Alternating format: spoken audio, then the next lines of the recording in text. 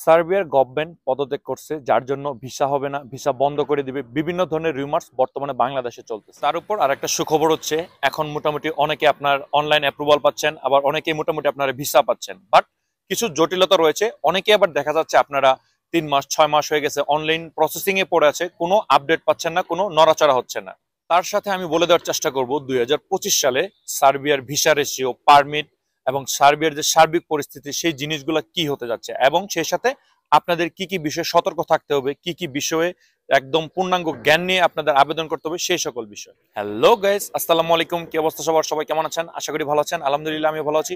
বরাবর মতো সার্বিয়ার অত্যন্ত গুরুত্বপূর্ণ একটা ভিডিও নিয়ে আপনাদের সঙ্গে হাজির হয়েছি। তার কারণ এই ভিডিওতে আমি আপনাদেরকে বলবো বাংলাদেশে যে রিমার্স গুলো ছড়াচ্ছে। অনেকে বলতেছেন বাংলাদেশে আপনারা সার্বিয়ার গভর্নমেন্ট পদত্যাগ করছে, এর জন্য ভিসা পাবেন না।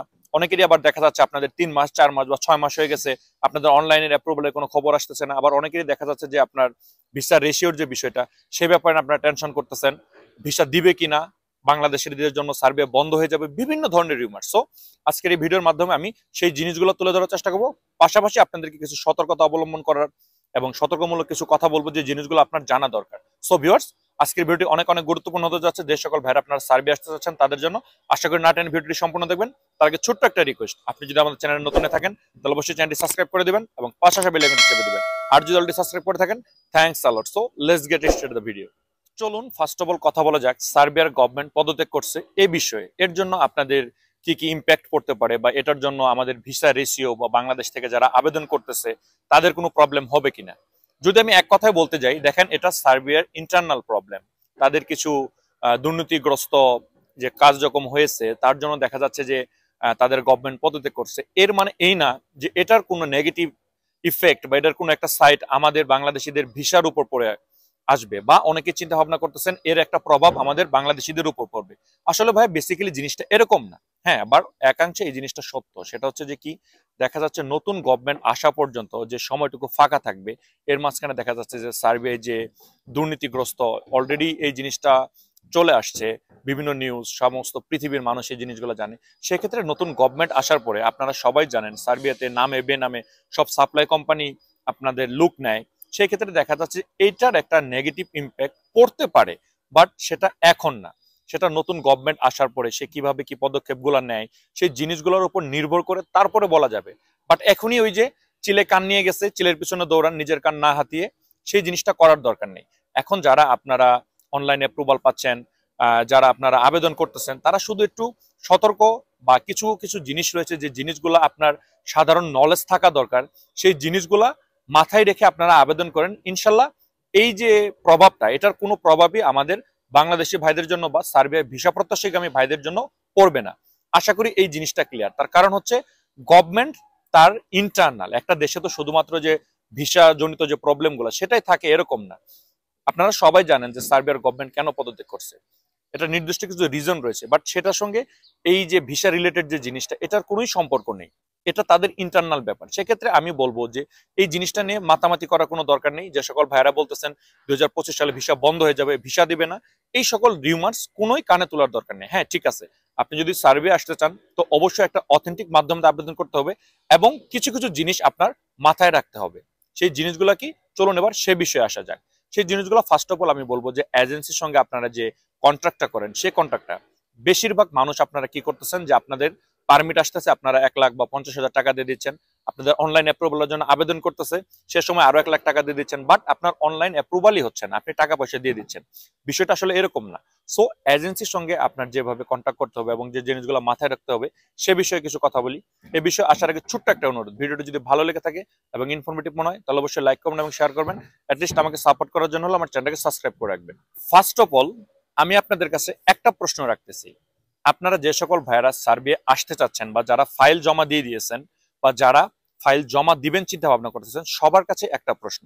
সেটা হচ্ছে, যে সকল ভাইয়েরা আপনারা সার্বিয়ার জন্য আবেদন করছেন এবং আপনাদের পারমিট আসার পর আপনারা অনলাইনের জন্য আবেদন করছেন, সে সকল ভাইদেরকে আমি বলবো যে আপনারা কিভাবে টাকা পয়সাটা লেনদেন করছেন, যে আপনার এজেন্সি আপনাকে কিভাবে বলছে যে আপনার অনলাইন আবেদনটা হয়ে গেছে, সেই জিনিসটা আপনারা আপনার এজেন্সিকে আপনি কিভাবে বুঝিয়েছেন, বা আপনার এজেন্সি আপনাকে কিভাবে বুঝিয়েছে যে আপনার অনলাইন আবেদনটা হয়ে গেছে।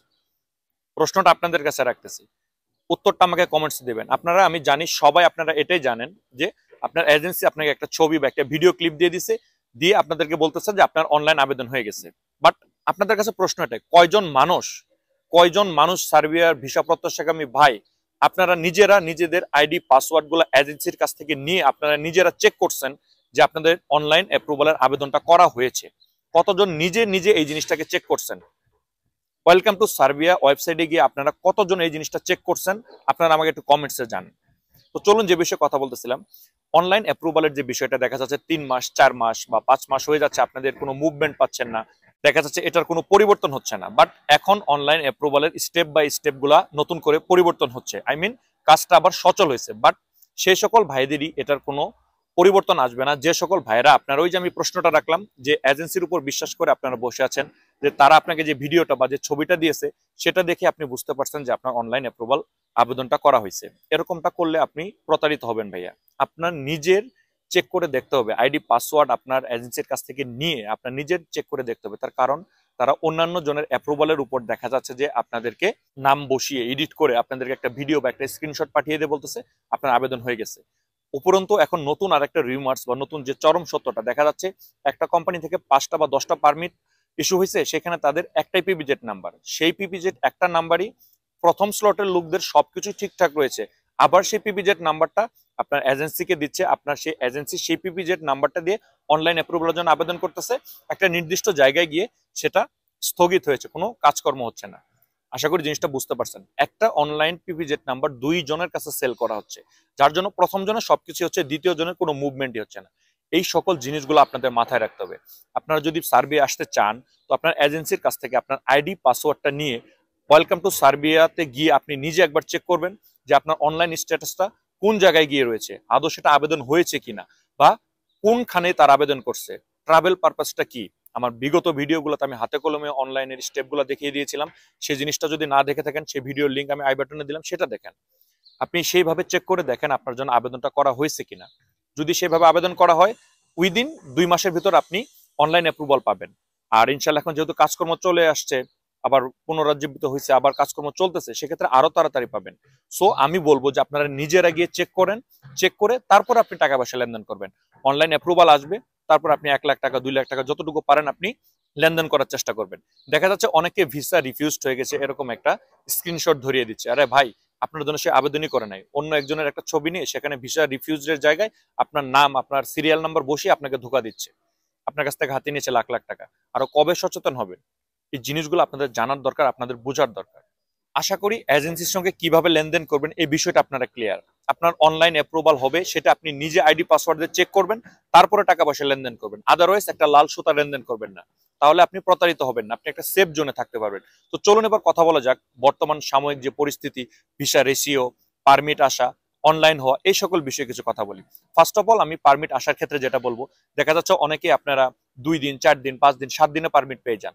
আবার দেখা যাচ্ছে বেশিরভাগ, আমি বলবো যে সার্বিয়াতে 95% সাপ্লাই কোম্পানি এবং 95% ফেক পারমিট, সেই জিনিসগুলো আপনারা বুঝেন না। আপনারা না বুঝে একটা পারমিট দিয়ে দিল, সেই পারমিটের উপর বেসিস করে আপনি টাকা পয়সা লেনদেন করেন, এই জিনিসটা করা যাবে না।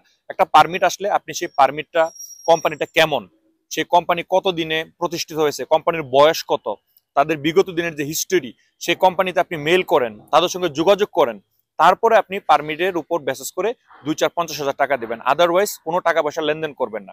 পারমিট আসলো টাকা দিয়ে দিলেন। কিছুদিন আগে আমার এক ভাইয়ের সঙ্গে কথা হয়, সে বলতেছে যে ভাইয়া আমি আমার কোম্পানিতে মেসেজ করছিলাম, সে আমাকে বলছে যে আপনাকে যে পারমিট দিছে আপনি তার সাথে যোগাযোগ করেন। তার মানে কি? এটা কোনো কোম্পানি না, এটা আমাদেরই বাংলাদেশি কোনো ভাই একটা নামে বেনামে একটা ওয়েবসাইট খুলে একটা পারমিট বেড করে দিছে, তার কাছে মেসেজ করছে, তিনি বলছে যে আপনি যার কাছে আবেদন করছেন আপনি তার সঙ্গে যোগাযোগ করেন। আমি তোমার কর্মী, তুমি আমাকে নিবা, আমি তোমার সঙ্গে যোগাযোগ করবো, আমি কেন এজেন্সির সঙ্গে যোগাযোগ করব? আশা করি এই জিনিসটা ক্লিয়ার। আর ভিসা রেশিও এবং ভিসার ব্যাপারে আমি জিনিসটা বলবো যেটা, সেটা হচ্ছে দেখেন শীতের সময়, এ সময় অনেক ভিসার কার্যক্রমটা স্থগিত থাকে, একটু স্লো গতিতে চলে, আবার বেশিরভাগ সময় আপনার রিজেক্ট হয়। সেক্ষেত্রে আমি বলবো যে আপনাদের যদি প্রপার ডকুমেন্ট এবং প্রপার ওয়েতে যদি আবেদন না করা হয়, তাহলে 100% আপনার ভিসাটা রিজেক্ট হবে। সেক্ষেত্রে এক ভাই আমাকে বলতেছে এখন কন্ট্রাকচুয়াল কাজ হচ্ছে, যে আপনার পারমিট লাগবে না, আপনার অনলাইন কিছুই করা লাগবে না, সরাসরি আমরা ভিসা স্টিকার করে এনে দিব, এরকম একটা কথা বলতেছে। আরে ভাই, সার্বিয়া যদি আপনি আসতে চান, আপনার প্রপার যে লিগেল ওয়েটা, যে নিয়মটা, সেটা মানতে হবে। এখন দেখা যাচ্ছে আপনি যদি আপনার বাসা থেকে ঢাকা যেতে চান, সেক্ষেত্রে দেখা যাচ্ছে যে আপনার হাতে ট্রেন ছাড়া কোনো অপশন নাই। এখন কেউ যদি আপনাকে এসে বলে যে আমি তোমাকে বাসে করে নিয়ে যাব বা নৌকায় করে নিয়ে যাব, এটা কি আদৌ সম্ভব? আপনি ভালোভাবে জানেন যে আপনার যাওয়ার জন্য শুধুমাত্র একটাই ব্যবস্থা রয়েছে, সেটা ট্রেন।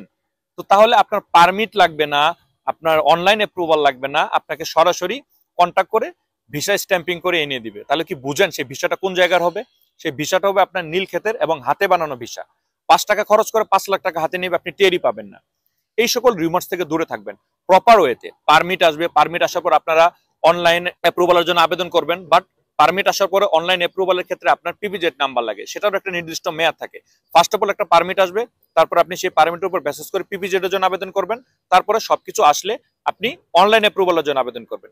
3 নম্বর স্টেপে গিয়ে আপনার যে একাডেমিক সার্টিফিকেট সেই জিনিসটা চাবে, সেই জিনিসটা প্রপার ভাবে দিবেন। এখন মোটামুটি 1 মাসের পরে আপনারা আপনাদের সেই অ্যাপ্রুভাল বা রিফিউজ একটা রেজাল্ট আপনারা পেয়ে যাবেন। তারপর ভিসার স্টিকার হয়ে আসতে অনেকেই বলে যে ভাইয়া দেখা যাচ্ছে আমাদের 2 মাস 3 মাস 4 মাস হয়ে গেছে, আমাদের সবকিছু হয়েছে, বাট আমাদের ভিসাটা স্টিকার হয়ে আসতেছে না, আমাদের পাসপোর্ট আটকা পড়ে আছে। আরে ভাই, এটা আপনার কোনোদিনই আসবে না। আপনার একটা ভিসা স্টিকার হতে ম্যাক্সিমাম 1 মাস, 1 সপ্তাহ 10 দিন 15 দিনে হয়। আমি সব মিলিয়ে বাদ দিয়ে ধরলাম 1 মাসে আপনার একটা ভিসা স্টিকার হয়ে আসে। আশা করি এই জিনিসটা ক্লিয়ার। অনেকে আবার বলতেছেন যে ভাইয়া আপনাদের পারমিট হয়ে গেছে, আপনাদের অনলাইন অ্যাপ্রুভাল আসছে, আপনাদের ভিসাটাও চলে আসছে, এভরিথিং, বাট আপনাদের ফ্লাইট হচ্ছে না, আপনাদের মেন পাওয়ার হচ্ছে না। আপনারা সবাই জানেন ওয়ার্ক ভিসায় শুধুমাত্র ইউরোপ না, আপনি বাংলাদেশ থেকে যেখানে মুভ করেন না কেন আপনার মেন পাওয়ার করতে হবে। আর ফেক ভিসার উপরে মেন পাওয়ার হয় না, এটা আমরা আগে জানতাম। বাট সার্বিয়ার ক্ষেত্রে দেখা যাচ্ছে যে সকল এজেন্সি এই কাজগুলো করে, ম্যান পাওয়ার যারা করে, সেই বিএমআইটি অফিসের কিছু অসাধু কর্মচারীদের সঙ্গে হাত করে দেখা যাচ্ছে আপনাকে ফেক ভিসার উপরে ম্যান পাওয়ার করে দেয়, বাংলাদেশ এয়ারপোর্টও আপনাকে ক্রস করিয়ে দেয়। বাট আপনি মাঝামাঝি কোনো একটা রাস্তা বা আপনি সার্বিয়ার এয়ারপোর্টে গিয়ে সেই জিনিসটা ধরা খায় যেটা ফেক ভিসা, তারপর আপনাকে ফেরত পাঠিয়ে দেয়। এরকম অহরহ হচ্ছে। সেক্ষেত্রে আমি বলবো যে ম্যান পাওয়ারের যে বিষয়টা, সেটা আপনারা খুব ভালোভাবে, এজেন্সি আপনাকে ভিসা দিলে সেই ভিসাটা আপনারা নিজেরা গিয়ে চেক করবেন। এজেন্সির মাধ্যমে বা এজেন্সির কোনো লোক সঙ্গে নিয়ে গিয়ে আপনারা ম্যান পাওয়ারের অফিসে গিয়ে এই জিনিসটা চেক করবেন না। আপনার ম্যান পাওয়ার তখনই হবে যদি আপনার ভিসা, আপনার এভরিথিং সবকিছু রাইট হয়। আর যদি আপনার এজেন্সি কন্ট্যাক্ট করে ম্যান পাওয়ার করে দেয়, তো তাহলে আপনি মাঝ রাস্তা বা সার্বিয়া আসার পরে আপনি বিপদে পড়বেন, সেখান থেকে আপনাকে ফিরিয়ে দিবে। আশা করি এই জিনিসটা ক্লিয়ার। তো চলুন এবার কথা বলা যাক যে সার্বিক যে পরিস্থিতিটা, সে বিষয়ে কিছু কথা বলা যাক।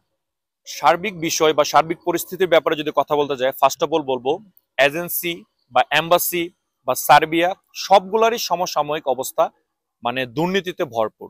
সেক্ষেত্রে আমি আপনাদেরকে বলবো এজেন্সি বর্তমানে সচল বা কাজ করতেছে এবং এম্বাসিও ঠিক সেইভাবেই করতেছে। বাট যাদের আসার দরকার, যারা লোক পাঠানোর দরকার, তারা পাঠাচ্ছে, বাদ বাকি 90% প্রতারিত হচ্ছে। সেক্ষেত্রে আমি আপনাকে বলবো এখন এম্বাসিতে কাজ চলতেছে। সো এমনটা না যে আপনার ভিসাটা বন্ধ হয়ে গেছে, বাংলাদেশিদেরকে ভিসা দিবে না, এরকম না।